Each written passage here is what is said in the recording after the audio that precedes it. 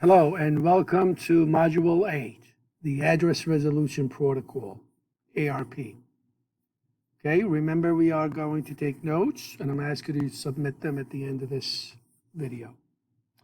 Okay, so this is a very important chapter. So you should be able to understand the difference between why do we need a MAC address and an IP address at the same time. So we'll cover the MAC and the IP, what's ARP, and what are some issues with ARP. All right, MAC and an IP address. What are the difference, and why do we need two different addresses to communicate? Well, first of all, the IP address identifies primarily the location of where you are, the area. This is like a zip code, okay?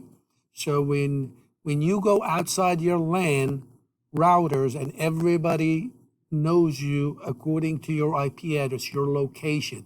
This is like when you are sending an IP, when you're sending a letter to the mail, all the post offices across the country, all they need to look at is the zip code. They trying to send your letter to the correct location, and it goes from one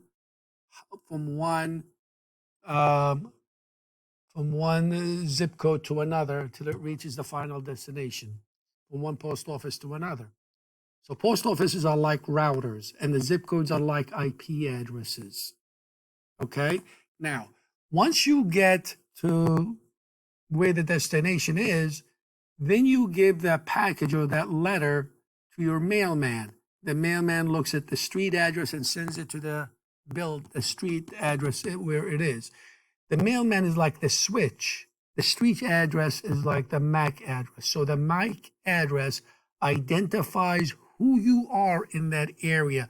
When you need to communicate with any device in your LAN, you have to use your MAC address to identify who you are, okay?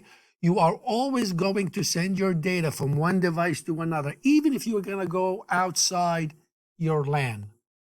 So please take a picture of this. This explains it a little, maybe differently than what I'm saying, but take a picture of this. So this is how it works.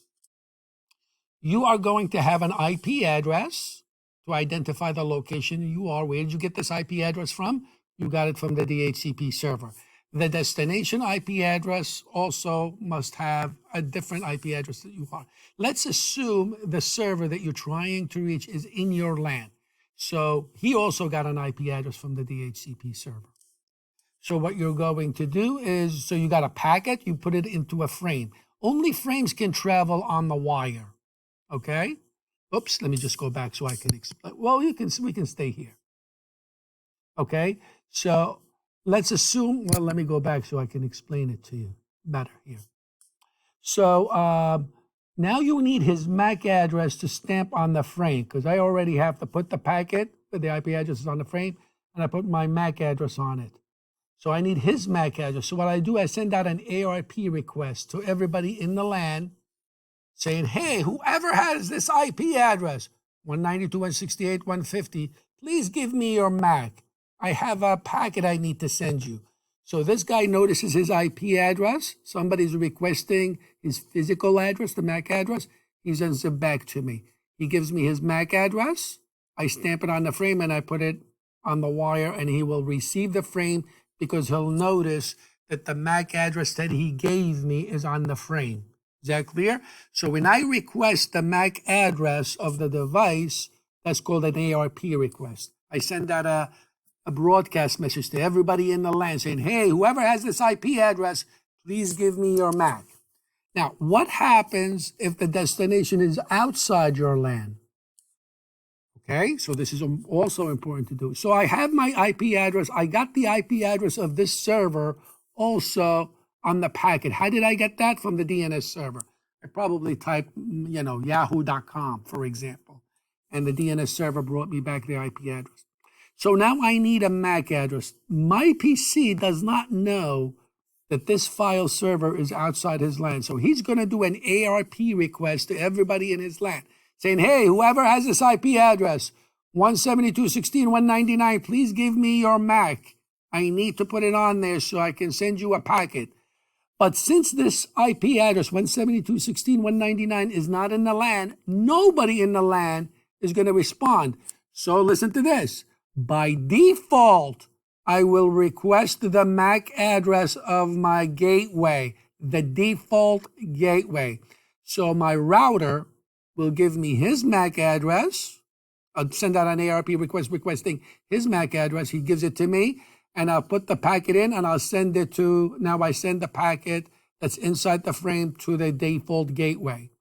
The gateway will open up the frame, pull the packet out, look at the destination IP address, and say, oh, you need, I'll look at the routing table in here. And I said, oh, you got to get out of this NIC. Then he will request the MAC address of this guy. He gives it to him. Request member, ARP. And then I'll send the packet to this router, and this router will request the MAC address of this, and so on. You see, we're always doing ARP requests to request the MAC address. Frames cannot travel on the wire without the MAC addresses being stamped on them. Okay? All right, let's move on. So that's the ARP request. You have the AIP, you have the IP address of the destination, but you need his MAC address because the packet is going to be encapsulated in a frame, right? And on the frame, you put your MAC address, and you need the MAC address of the destination that you're trying to reach. Okay, this guy. So you send out an ARP request saying, hey, whoever has this 192.168.17, please give me your MAC. He's the only one that's going to respond. I put his MAC address on the destination frame, right? And I'll send the frame to the switch. The switch looks at the destination MAC address. He says, oh, you're looking for this guy, H4. He's located at port 3, and he will switch the frame to port 3. And then he'll be able to open up the packet. Okay, frames only travel on wires. Packets have to be encapsulated in frames. What's on the packet? The IP addresses. What's on the frame? The MAC addresses. The switches, by the way, are considered to be layer 2 devices because they inspect the frame labels, which is where the MAC addresses are. And the frame is a layer 2 data. And the MAC address is a layer 2. So since this guy, since the switch inspects the data, the labels that are stamped on a frame, he's considered to be a layer 2 device. Routers, on the other hand, are layer 3 devices.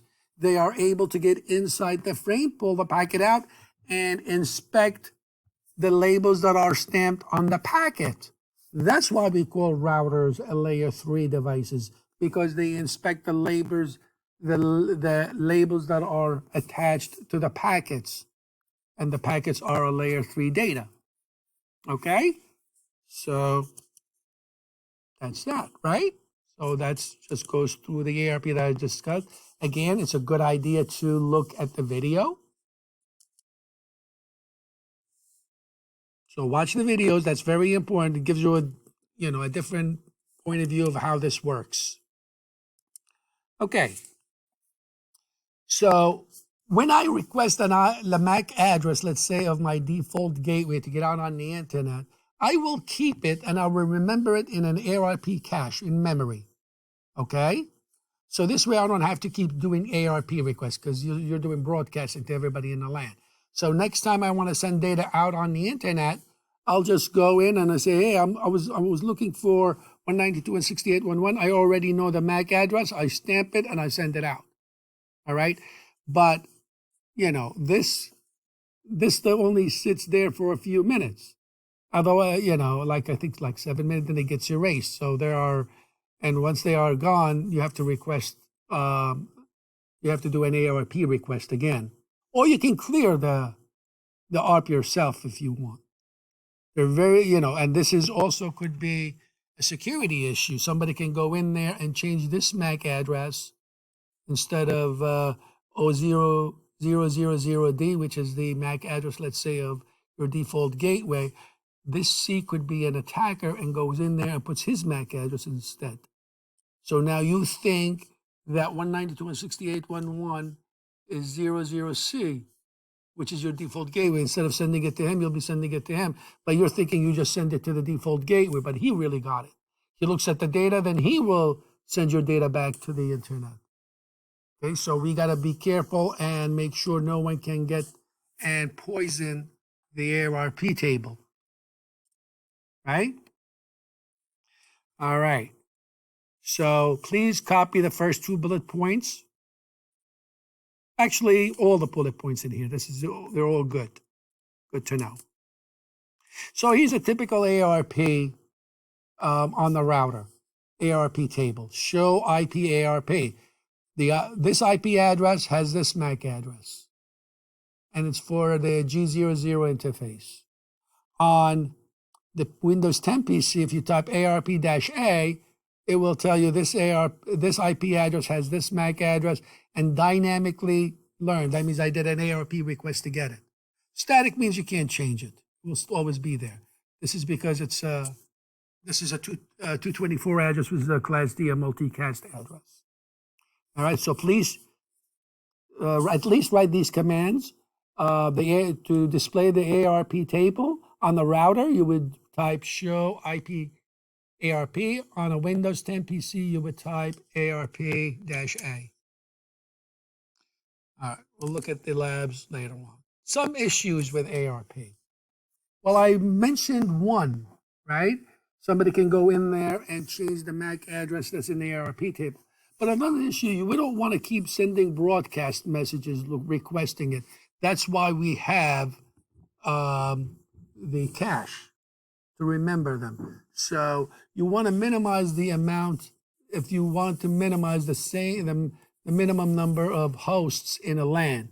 So this way you don't create a lot of ARP requests. So remember, when you're doing a broadcast message, everybody in the LAN has to process the data that they are received to see if the data is for them or not. Okay, so that's a lot of data. And somebody, when you are sending out an ARP request, they'll know your MAC address, and they can spoof your MAC address, which means copy it. ARP spoofing. So this guy, for example, the use of ARP can load potential security. So please write these down. So it's the technique like I said to you earlier, you need a MAC address of 192.168.1.1, right? He's going to reply to pretend to be the gateway. He's going to say, hey, I'm 192.168.1.1. I'm going to give you my MAC address, just like I said to you earlier. So he said, okay, 192.168.1.1 is 0C MAC. So every frame that is sent will be sent to this hacker instead. You're spoofing the MAC address, so that's very important. Securing the switch would become very, very important, and enabling ARP spoofing will be very important on the switch. We will learn that in the CCNA course, and also this course as well. All right, so this will give you a good example. This video shows how the ARP poisoning and spoofing works. And that's primarily it. By the way, one last thing before I let you go. Another problem that, I just want to go back. Another problem might be, you don't even have to tell him.